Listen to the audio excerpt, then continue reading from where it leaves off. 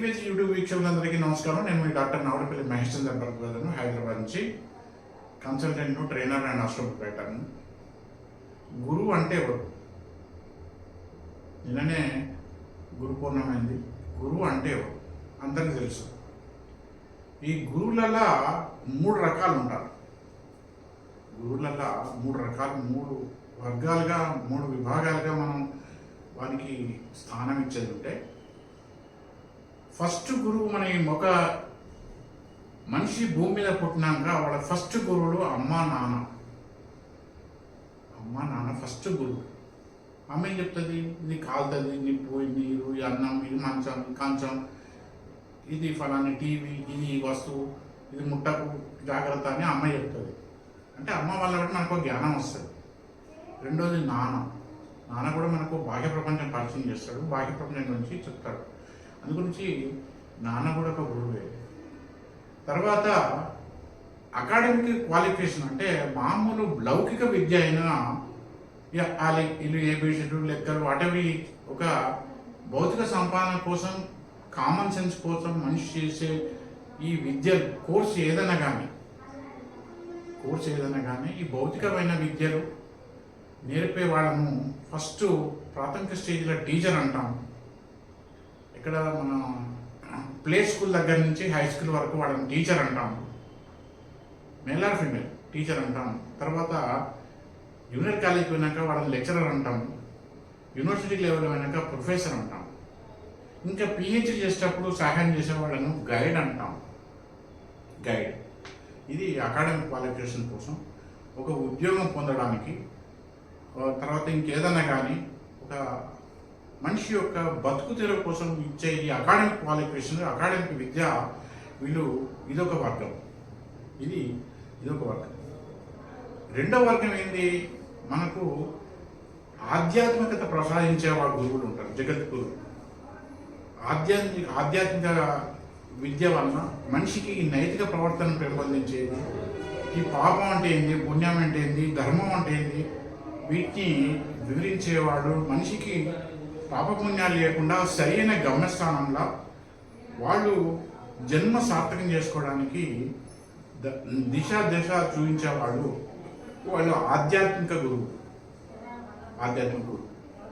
మూడవ గురువులు ఎక్కడ చెప్పకూడదు. మూడవ గురువుల గురించి ఎక్కడ ఉండదు. ఆధ్యాత్మిక గురువుల గురించి మనం నిత్యం చూస్తూనే ఉంటాం. అనేక మంది టీవీలల్లో, మీడియాలల్లో అనేక మంది ప్రత్యక్షంగా పరోక్షంగా వింటూ ఉంటాం, చూస్తుంటాం.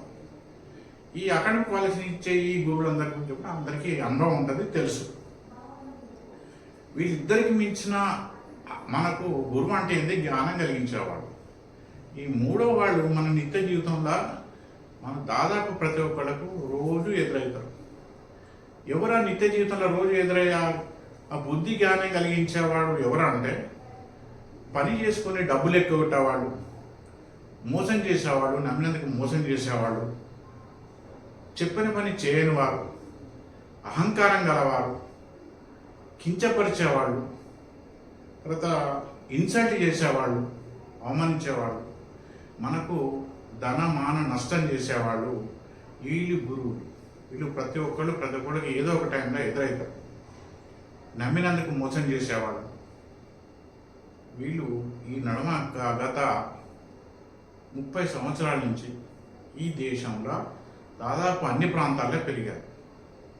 అందుగురించి ఈ మొదటిది ఫస్ట్ అకాడమిక్ వచ్చినది ఒక మనిషికి బతకడానికి, జీవించడానికి, ఆహారం సంపాదించడానికి పనిచేస్తే, రెండోది ఏంటంటే మన జన్మ సార్థకం చేసుకోవడానికి ఆధ్యాత్మిక గురువులు మనకు మార్గం సూచిస్తారు. కానీ వీళ్ళిద్దరికన్నా అతీతంగా కొత్త పుట్టుకొచ్చి నిత్యం గుణపాఠం నేర్పేవాళ్ళు, మనం నమ్మించి మోసం చేసేవాళ్ళు, మనతో పని తీసుకొని మన దక్షిణలు, పైసలు, కూలి ఎగ్గొట్టేవాళ్ళు, తర్వాత మోసం చేసేవాళ్ళు, అబద్ధాలు ఆడేవాళ్ళు, కించపరిచేవాళ్ళు, మనం అడగదొక్కడానికి చూడేసేవాళ్ళు, ఈ ఎగోయిజం గలవాళ్ళు, మన ఎదుగుదలను సహించలేని వాళ్ళు, మనకు చాటుగా వెన్నుపోటు పడిచేవారు, మన గురించి చెడుగా మాట్లాడేవాడు. వీళ్ళందరూ కూడా గత 30 సంవత్సరాల నుంచి సమాజంలో ఎక్కువైపోయారు.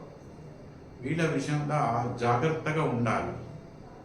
ఈ మోసపోకుండా, నష్టపోకుండా, ఈ ఇబ్బందులు రాకుండా ఇవన్నిటినీ జాగ్రత్త పడాలని సూచించడానికి, ఎవరి చేతిలో మోసపోకుండా, నష్టపోకుండా జాగ్రత్త పడడానికి భగవంతుడు మహర్షుల ద్వారా మనకు అందించిన అసలైన విద్య, బతుకుతెర విద్య వేరు, అసలైన విద్య జ్యోతిషం, వాస్తు, సంఖ్యాశాస్త్రం. వాటిలో ఉన్న విషయాలను జాగ్రత్త పడితే, వాటిలో తెలుపబడిన ఈ నేచురల్ రూల్స్, ప్రకృతి నియమ నిబంధనలు మనం పాటిస్తే, ప్రికాషన్స్ తీసుకుంటే మనకు వీళ్ళందరితోని చేదు అనుభవాలు జరిగాయి. చిట్టీలు తీసుకొని డబ్బులు ఇవ్వకపోవడం, వాయిదాలు చక్కగా కట్టకపోవడం, తర్వాత అవసరం ఉన్నప్పుడు ఒకలాగా, అవసరం లేనాక ఒకలాగా, వీళ్ళందరితోని మనం తట్టుకోవాలంటే, మోసపోవద్దు, నష్టపోవద్దు అనుకుంటే ఈ ఆధ్యాత్మిక విద్యలైన జ్యోతిషం, వాస్తు, సంఖ్యాశాస్త్రం తెలిపిన విషయాలు పాటిస్తే మనిషి కాస్త ప్రశాంతంగా, సుఖంగా ఉండగలరు. నా అభిప్రాయాలు నచ్చిన వాడు దయచేసి నా వేదిక వేదిక యూట్యూబ్ ఛానల్ సబ్స్క్రైబ్ చేసి నా అభిప్రాయాలు ఇతరులతోని కూడా షేర్ చేసి నా ఛానల్ సబ్స్క్రైబ్ చేయాల్సిందిగా కోరుతున్నాను. శుభాకాంక్షలు.